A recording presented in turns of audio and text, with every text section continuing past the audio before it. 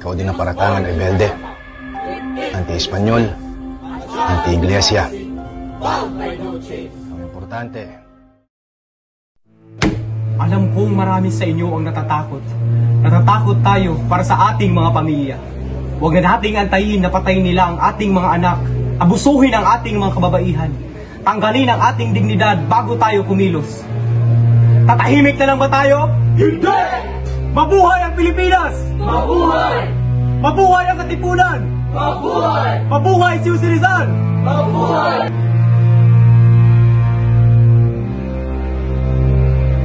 Ang kasaysayan ay hindi lang basta binabasa.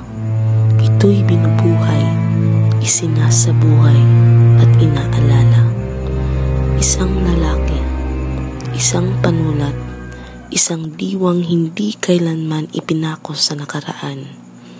Siya si Dr. Jose Rizal, muling binuhay sa mata ng kabataan. Kanyang mga salita, bumangon ang diwang Pilipino.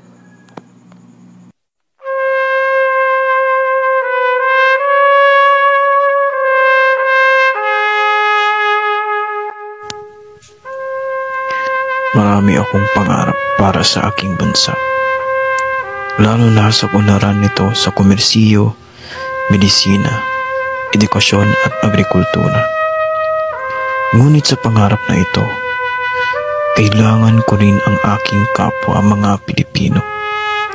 Kaya't sa ganun, naisipan kong bumuo ng organisasyon para sa pangarap na ito. La Liga Filipina. Para sa iyo ito, Pilipinas. Balik ako dito sa Pilipinas, mga kasama, dahil naririto ang larangan at wala sa ibang bansa. Inilalapit ko sa inyo ngayon ang pagbubuo ng La Liga Filipina.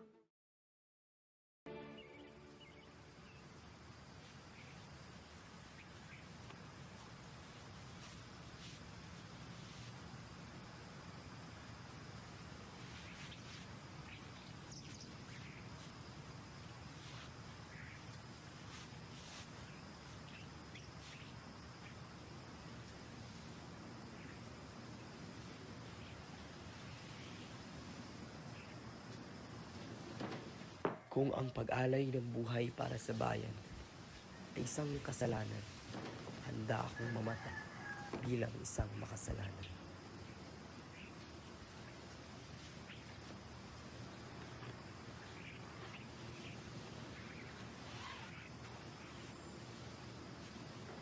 Handa na ako. Ikaw.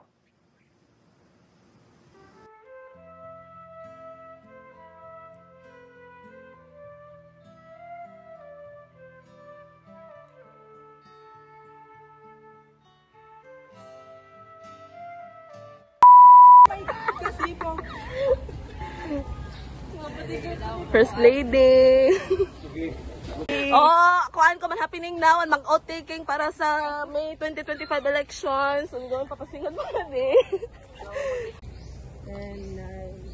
Wala pa naguna ka. Sakit.